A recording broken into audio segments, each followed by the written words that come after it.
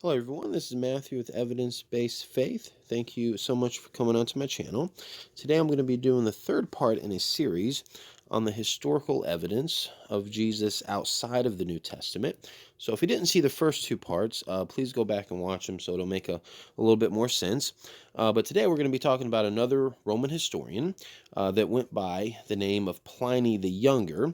He was born in about 61 AD, and he lived until about 113 AD. So let me go ahead and read the writing, and then we're going to talk about a few things that we can get from it. They were in the habit of meeting on a certain fixed day before it was light, when they sang in alternate verses a hymn to Christ as to a God, and bound themselves by a solemn oath not to any wicked deeds, but never to commit any fraud, theft, or adultery, never to falsify their word, nor deny a trust when they should be called upon to deliver it up, after which it was their custom to separate and then reassemble to partake of food, but of food of an ordinary and innocent kind.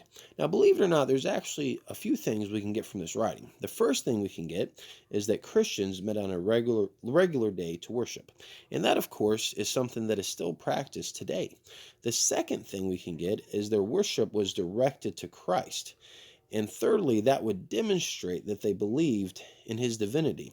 So, this, of course, once again, flies in the face of the claim that people try to make that the earliest Christians didn't think that Christ was anything more than a prophet and that they didn't believe in his divinity.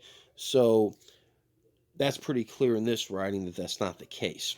Now, there's something else we can get from this as well. Furthermore, one scholar interprets Pliny's statement that hymns were sung to Christ as to a god as a reference to the rather distinctive fact that, unlike other gods who were worshipped, Christ was a person who had lived on earth. If this interpretation is correct, Pliny understood that Christians were worshiping an actual historical person as God. This agrees with the New Testament doctrine that Jesus was both God and man. So we have here, guys, again, we have another secular writing that makes it abundantly clear that the earliest Christians did in fact believe in Jesus' divinity, as well as believing that he was both God and man. So this is something very important that we definitely need to point out, especially to people that try to claim otherwise. So once again, guys, thank you so much for watching, and please remember to like and subscribe.